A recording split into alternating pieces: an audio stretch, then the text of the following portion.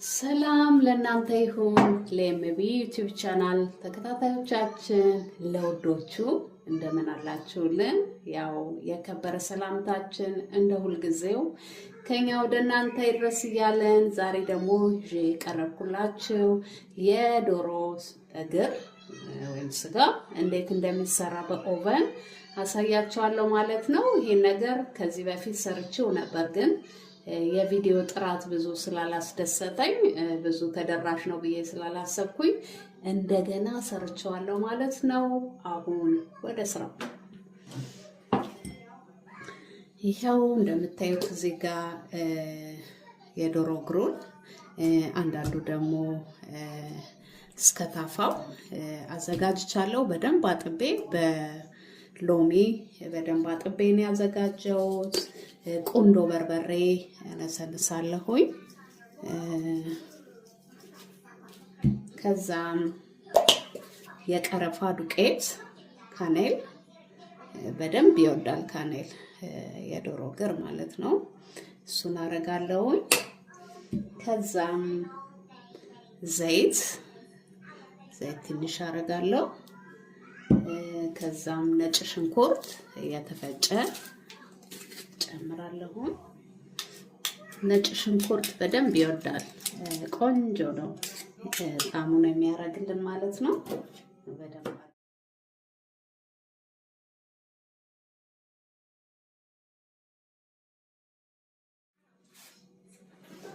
ከዛም በርበሬ ጨምራለሁ። ያው የምፈልገውን ያህል አንድ የሾርባ ማንኪያ አረግ ያለው ቤተሰቦች። ከዛም እዚህ ጋር የቲማቲም ድል ወይም ቲማቲም ፒውሬ ትንሽ አረጋለሁ ለከለሩ ቀይ እንዲያረግልኝ። ጣሙም እንደዛው እንዳለ ሆኖ ማለት ነው። ከዛም ጨው ከታለው። ያው ጨውን በኋላ እየቀመስኩኝ ማስተካከል ስለምችል ችግር አይኖረውም ማለት ነው። አሁን ይሄንን እንደዚህ አዋህጄ ቅመሙን ከስጋው ጋር እንደዚህ አዋህደውና ከዶሮው ጋር በደንብ አድርጌ አዋህጄ ከድኜ አሳድረዋለሁ ፍሪጅ ውስጥ ማለት ነውና ነገ ነው የምሰራው። ይሄ ማሪዮኔት ሲደረግ በጣም ቆንጆ ጣዕም ይኖረዋልና ወዲያው አልሰራውም። ወይ ደግሞ ካስፈለገኝ ለሌላ ጊዜ መስራት ብፈልግ እንደዚህ አዘጋጅቼ ዲፒ ውስጥ ፍሪዘር ውስጥ ማስቀመጥ እንችላለን። ያው በምንፈልግ ጊዜ አውጥተን ኦቨን ውስጥ መክተት ብቻ ነው ማለት ነው ካዘጋጀ ነው። እንደዚህ ማሪዮኔት ሲደረግ በጣም ቆንጆ ጣዕም ስላለው ብዙ ጊዜ እኔ እንደዛ እያረኩ እጠቀማለሁ። ቤተሰቦች ነገ ይሄንን አብረን ያው ኦቨን ውስጥ እንጠብሳለን ማለት ነው። መልካም ጊዜ እስከዛው።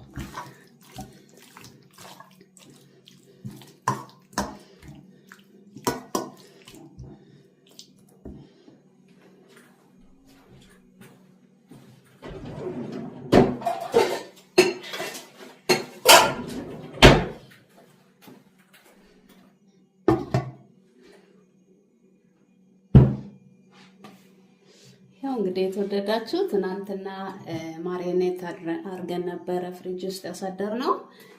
አሁን እንግዲህ ቀጥታ ወደ ኦቨን ከተዋለው ማለት ነው። አበስሏለሁ። አብረን እንቆይ።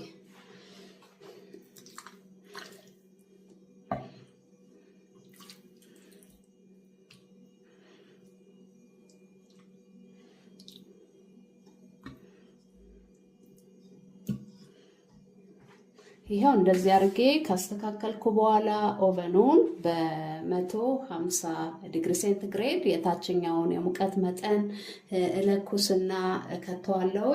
ከዛ 1 ሰዓት ያህል በታችኛው የሙቀት መጠን ካበሰልኩት በኋላ ከእንደገና በሁለቱም ከላይም ከታችም ማረግና ከእንደገና 1 ሰዓት ያህል በደንብ አበስለዋለሁ። ቀስ እያለ ውስጡ በደንብ ስጋው እንዲበስል ያደርገዋል ማለት ነው። ግን ያው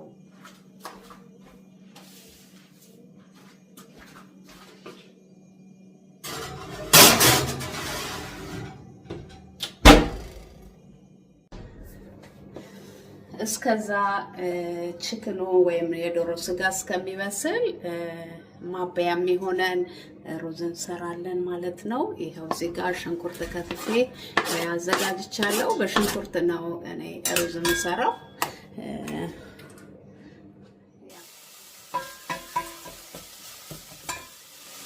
እዛም ትንሽ ዘይት አደርጋለሁ።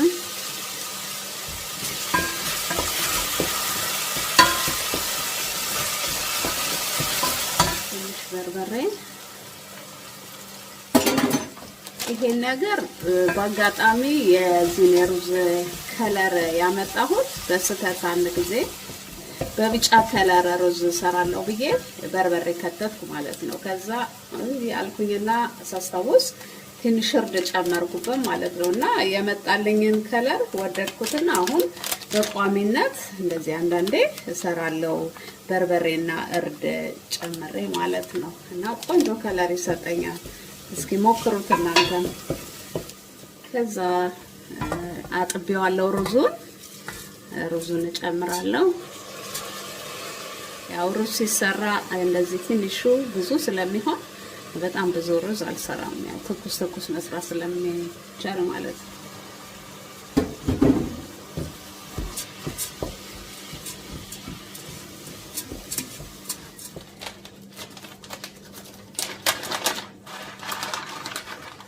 ትንሽ ቀረፋ ዘቢብ አደርጋለሁ።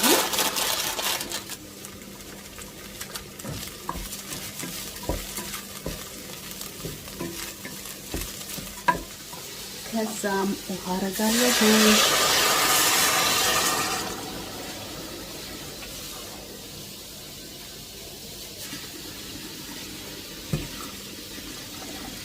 ሩዝ ውሃ ስጨምር ትንሽ ከፍ እንዴት ነው የማደርገው? በጣም ሙልት አላረገውም ሩዙን እንዳያቦካብኝ ማለት ነው።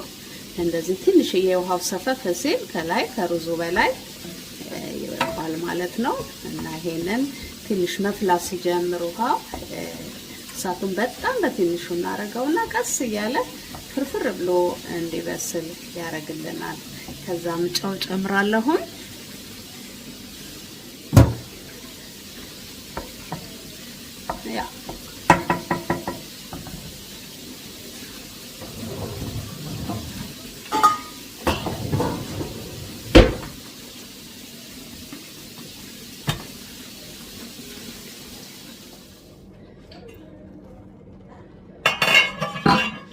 አያችሁት? ኦሬዲ በስሏል። ትንሽዬ መምጠት በደንብ ውሃውን መምጠት ትንሽዬ ይፈልጋል። ደግሜ ከድኜ እንዲመጣ አደርገዋለሁ። ግን ሲያምረው ፍርፍር ብሎ ከለሩን አያችሁት? ይሄ ከለር አጋጣሚ ወይም በስተት የመጣ ነው፣ ግን በጣም ያምራል። ከዛ በኋላ እንደ ኖርማል ነው እኔ የምጠቀምበት ማለት ነው። ጣፍጣል በእውነት።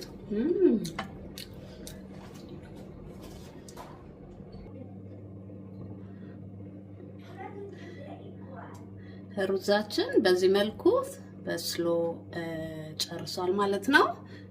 አሁን አወጣውና ወይም ደግሞ እሳቱን እዘጋለሁ። ከዛ ቺክኑን አወጣለሁ ማለት ነው። ቺክኑም ጨርሷል።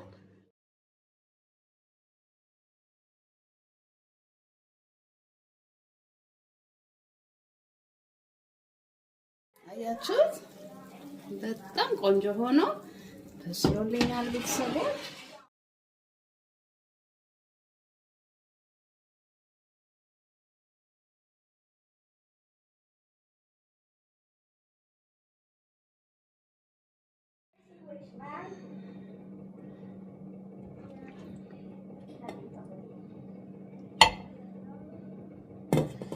ይሄን ይመስላል ቤተሰቦች የዛሬው ስራችን።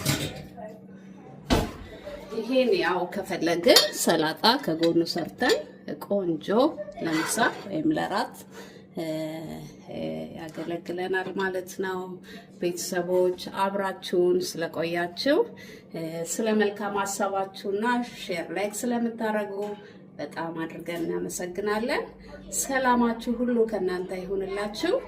መልካም ቀን። እናመሰግናለን።